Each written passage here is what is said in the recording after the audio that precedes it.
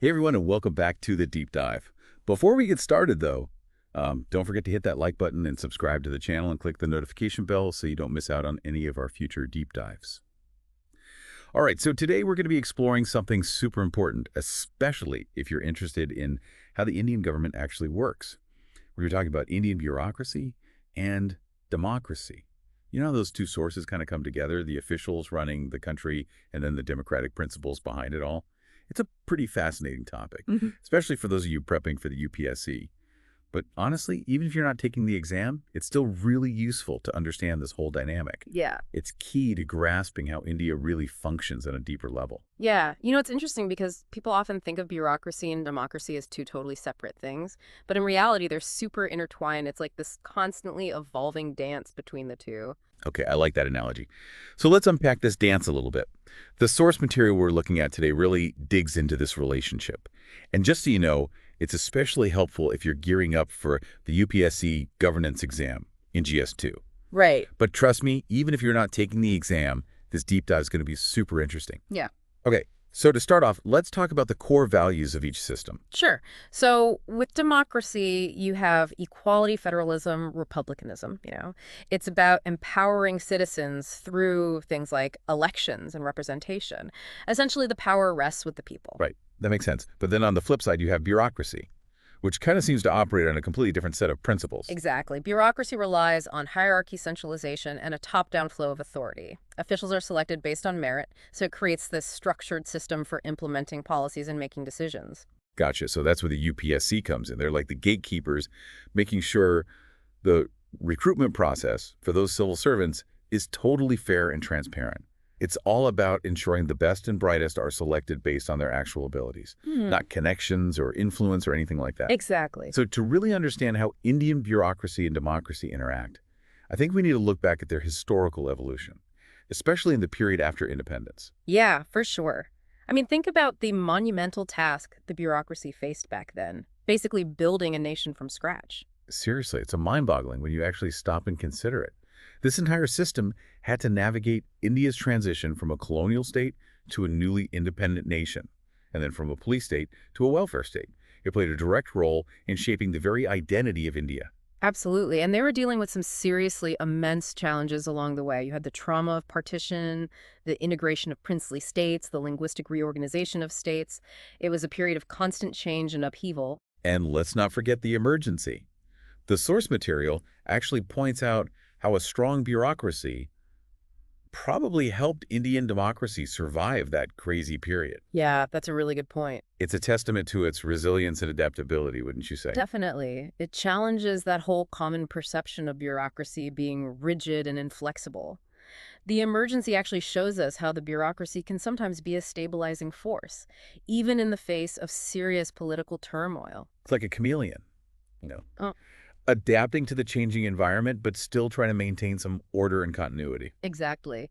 And speaking of adaptation, we can't overlook the committed bureaucracy era of the 1970s and 80s. This was a period of major change in the relationship between the bureaucracy and the political leadership. Right. This is where things start to get a bit more complicated. You see both positive contributions and the emergence of the controversial license permit Raj, which a lot of people argue stifled economic growth. Yeah, definitely a complicated period. Yeah, it was a really complex time.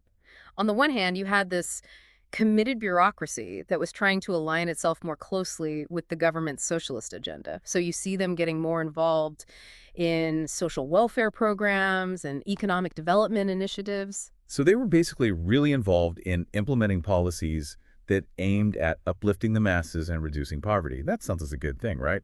Yeah, it definitely had its positives, but the problem was that it also led to more bureaucratic control over the economy.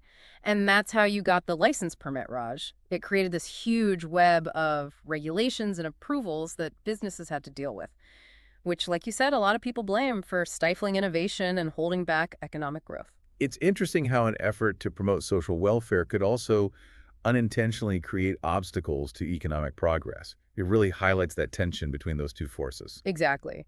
And then, of course, everything changed again with globalization. The Indian bureaucracy had to make some major shifts. It had to move from a controlling role to more of a facilitator in a liberalized economy. So instead of dictating terms, they had to adapt to a more open market, encouraging competition and private investment. Exactly. And that transition wasn't easy.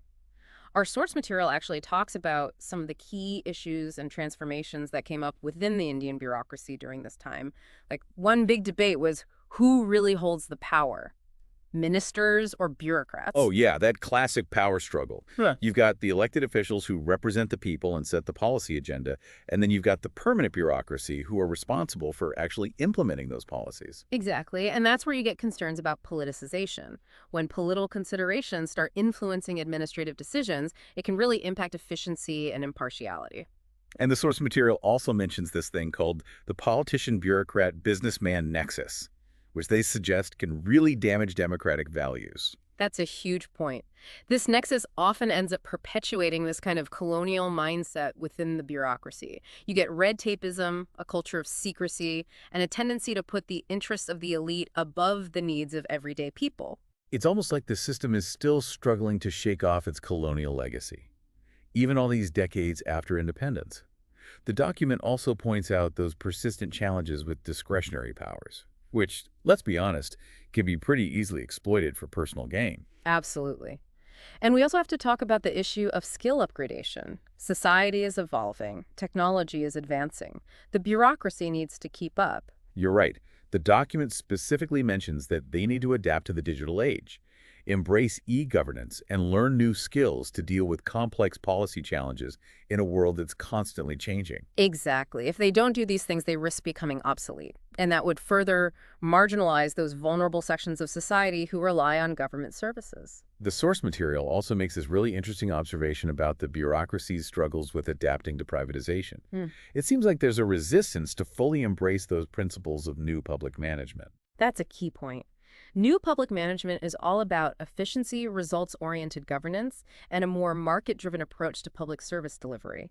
But for a bureaucracy that's used to control and hierarchy, it's a really big shift in mindset. It's like asking a fish to climb a tree. Yeah, But the reality is that this shift from managing PSUs to working in a more privatized economy requires totally different skills and a whole new way of thinking. exactly. The bureaucracy needs to go from being this controlling entity to more of a facilitator. They need to create an environment that fosters competition innovation and citizen-centric service delivery. So from our deep dive today, it's pretty clear that the relationship between Indian bureaucracy and democracy is anything but simple. It's this dynamic mix of power principles and constant adaptation. We've seen how historical events, political ideologies, and economic transformations have all shaped this relationship over time. Yeah, it really is. It's like a dance, but with super high stakes. Exactly. And the crazy thing is that this dance is constantly evolving. I mean, as India keeps growing and changing, the relationship between its bureaucracy and democracy is going to face new challenges, and it's going to have to keep transforming. That's what makes it such a fascinating topic, especially for anyone who wants to take the UPSC exam. Yeah. It's not just about memorizing facts and figures, right? It's about understanding all these complex dynamics and being able to really analyze them. Absolutely. This deep dive has given us a good look at those complexities. We've seen how those two forces, bureaucracy and democracy, are totally intertwined, even though their core values are different. From the challenges of nation building to adapting to a globalized economy, the bureaucracy has played a huge role in shaping India's journey. It's true. We've seen how it can be both a source of stability and a source of frustration. Like it's capable of achieving great things, but it can also get bogged down by inertia and inefficiency. Exactly, and that's why it's so important to study it, to understand its strengths and weaknesses, its successes and failures. Because at the end of the day, the effectiveness of Indian democracy really depends on having a well-functioning and responsive bureaucracy. This deep dive has been a real journey through the evolution of Indian governance. We unpacked historical events, analyzed ideological shifts, and looked at those ongoing challenges of adapting to a rapidly changing world. And while it's been super relevant for UPSC prep, it's also essential knowledge for any citizen who wants to engage with and contribute to India's democratic processes. Couldn't agree more. Whether you're a student, a working professional, or just a curious citizen, understanding the role of the bureaucracy is crucial if we want to shape a better future for India. Remember, an informed citizenry is the foundation of a thriving democracy. Absolutely. And on that note, it's time to wrap up this deep dive. We hope you found it insightful and engaging. And don't forget to like, subscribe, and hit that notification bell for more deep dives into fascinating topics that matter. Until next time, keep exploring, keep learning, and keep diving deep.